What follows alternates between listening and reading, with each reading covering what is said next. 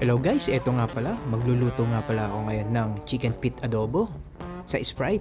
Ito yung ating ingredients, yung paa ng manok, tapos sibuyas, bawang, paminta, asin, siling panigang at saka yung siling labuyo natin.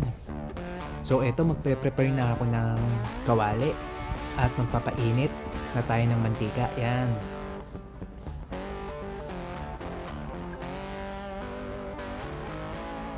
Ayan, mainit na siya. Igisa na natin yung ating sibuyas. Ayan, ganyan. Gisa-gisa lang.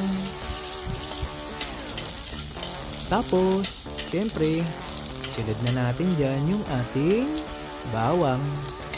Yan. Yan. Halu-hali lang natin. Gisa-gisa lang.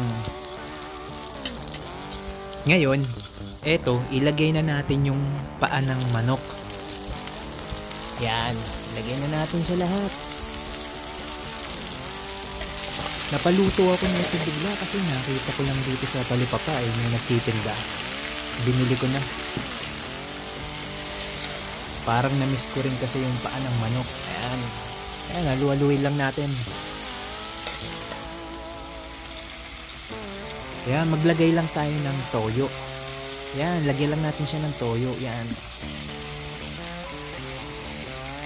Tapos, halu-haluin ulit natin. Yan, ganyan lang. Medyo nahihirapan ako maghalo kasi hawak ko tong cellphone sa pag-video. Yan, asinan natin. Yan. Hawak ko tong cellphone sa kabilang kamay. Tapos, yung paminta natin, yan, lagay na din natin.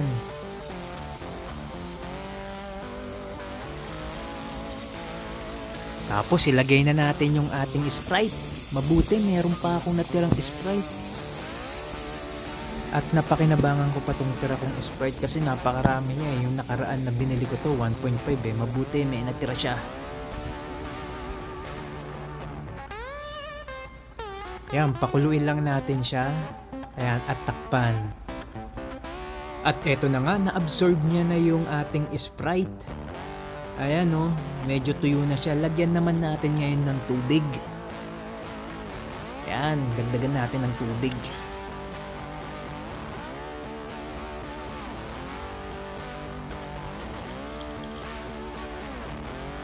Tapos halu-haluin lang natin ulit. Ayan o, para maano natin yung ilalim niya.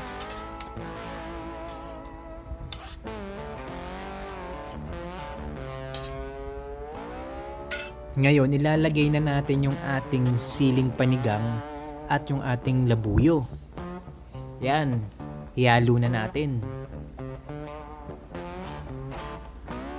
Yan mukhang masarap na rin siya Yan kasi magpapalasa.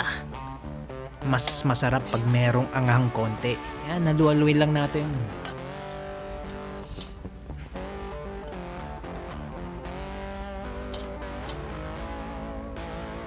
At takpan natin ulit at pakuluin pa natin ulit.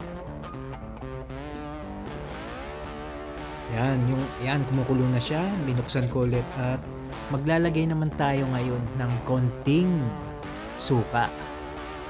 Siyempre, adobo pa rin to. Kailangan natin may suka. Yan, takpan natin ulit at pakuluin. Eto, mukhang all goods na siya. Luto na. Yan yung natutuyo-tuyo na siya, yung konti na lang sabaw. Yan yung napakalasa, napakasarap sa kanin yan. Ayos, mapapadami na naman ng kanin nito. Ayan na siya, luto na. Napakasarap ng mga laman niya.